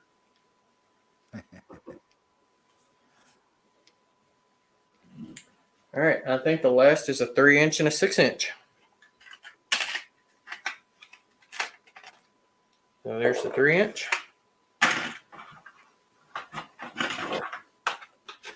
Sparky wants to know what the result of the poll is. Do what? He wants to. Sparky wants to know what the result of the poll is. Okay, yeah, we can look at that real quick. And Lance, no, he didn't glue the roadbed down. He just nailed that down as well. Yeah. All right, so the result, it shows 17 people said yes, they went to Strasbourg, and 83% said no. So I went ahead and ended that poll.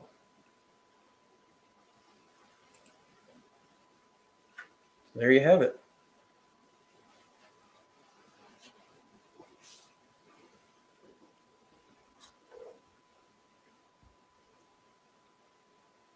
All right, we're going to do the 3-inch section first.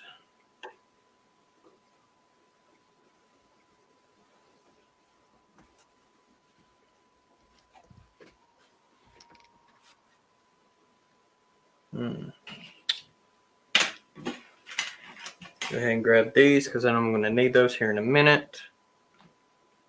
Drill closer. And we're going to need a bumper too.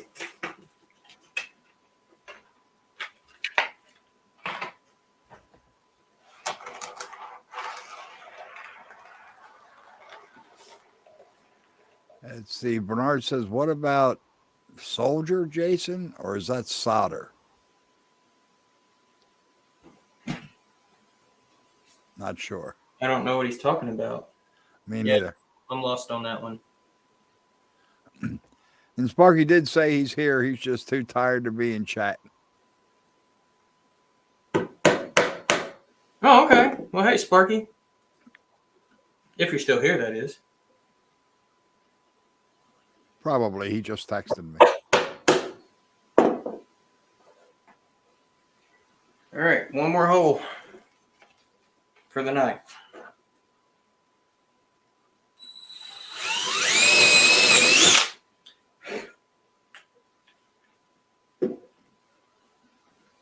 Oh, let me get that out of the way.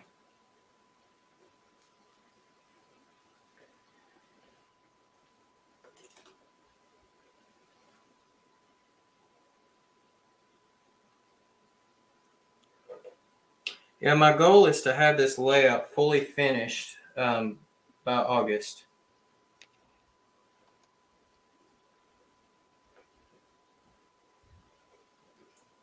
One can only wish, right? Right. I don't give myself deadlines like that anymore. Well, the only reason I said August is because that's when the train show is. Ah. But the nice thing is the train show is the last weekend of August. Okay. Okay, Bernard, we're talking about soldering joints. Do you solder your joints? Sometimes. If I need to, yes.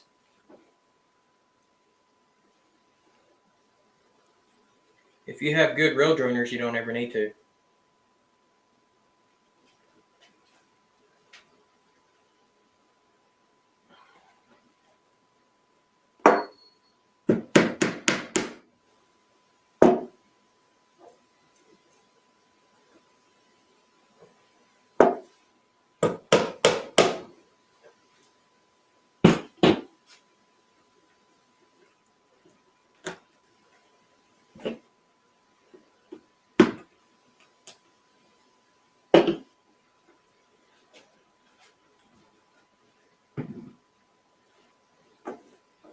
Well, Sparky said he had a fantastic time. It was great to get some of us together again.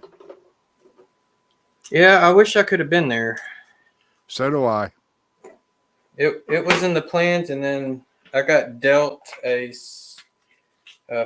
cards, and my highest card was a number 7, and it was not a straight or a flush. And John 2618 agrees that it was a blast.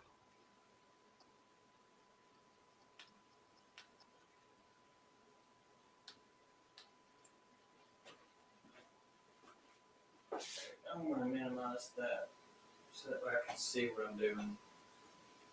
There we go.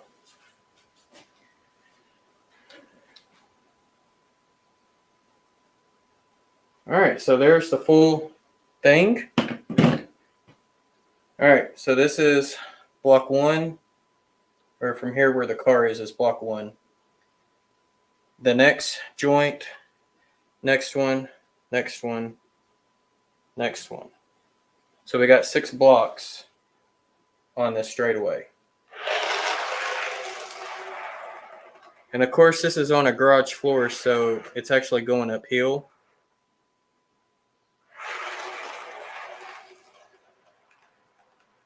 See how it's still going. No derail, so that's a good thing. All right, so I think I am done for the night on this dude. So I think next week, or I might go ahead and get the siding put in later.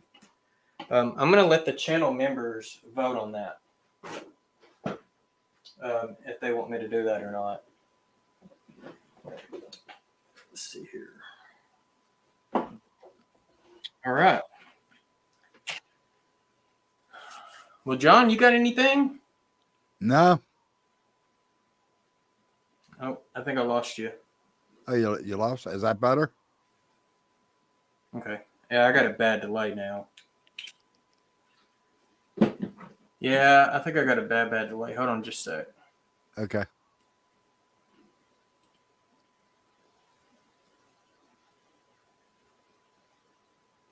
It's so I'm using a second computer, everyone, so that way I can hear because I got Bluetooth, and it's wanting to cut in and out, and that's the only way I can hear John. Okay, how about now? Is that any better? Yeah, there we go. Okay. Like I slight delay, but not like 10 seconds. So, all right. So for everyone in chat, go ahead and post your subscriber count if you got any upcoming contests to let people know what's going on. I appreciate y'all hanging out with me. That's what they requested. And it looks like my laptop is messing up again. So, John, if you're talking, I'm not going to be able to hear you. No, I didn't say anything. In the chat and post like your subscriber counts and things like that if you don't mind.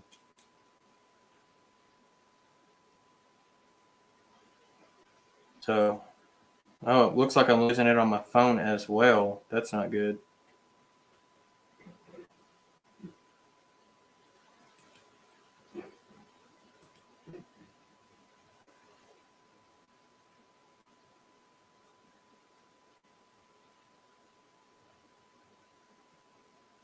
All right, so I see Day P has got 209. That's DES Media Productions. And John is saying the modules is looking good so far, so keep up the great work. Thanks, John. I do plan on doing the teddy bear fur on this thing as well. So, yeah, that's definitely a plus on that. James Galton's at 262. And Roy Eltham is saying, take care, everyone. Thanks, Jason and John. 316 for Randall Ellison. And Bernard saying he was sorry that he was tardy. Dude, you're not tardy. You just come to the show at any time at your expense. That's great. And Edward, Happy Valley Hobbies, is still at 63, man. Some of y'all people, I know y'all ain't subbed to Edward. Y'all need to sub to Edward. We got to get him above 100. And the same with Thomas Grossi. If he's still at 63, man, y'all got to help him for sure. Let's see. Arty's at 169, going to attempt the first anniversary stream on his channel for Saturday night, providing if he doesn't have internet issues. David Z2G, thank you so much. Wish I could have got the other piece in, but I mean, we're already running on a couple of hours easily, so.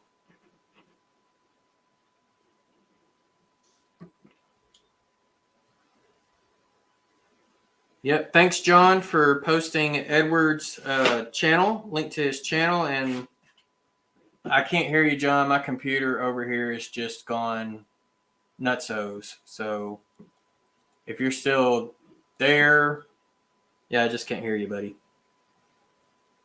All right, Brian, thank you so much. You have a great one as well. And John Arthur is at 1,500 subs. So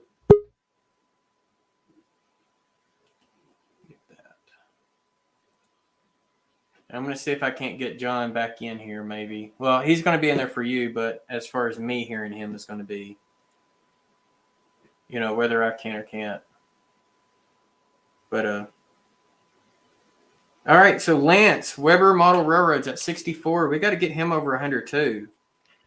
So definitely.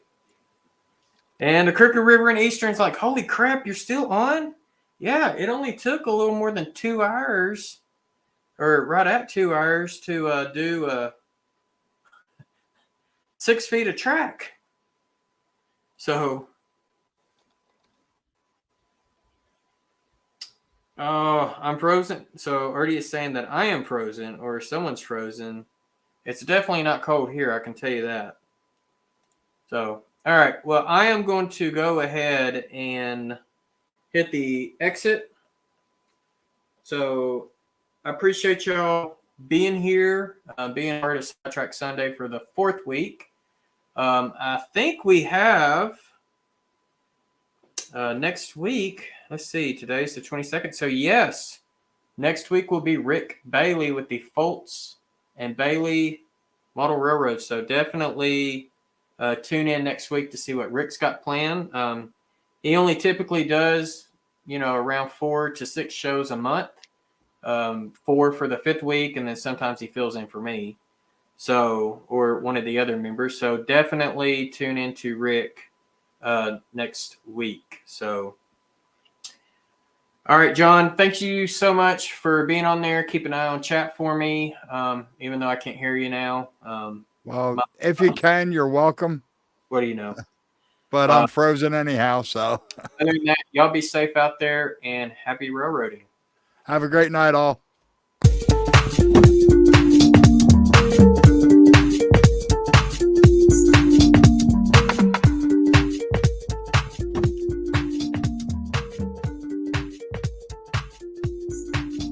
Oh, good. And there you go. My picture comes back just as we're leaving.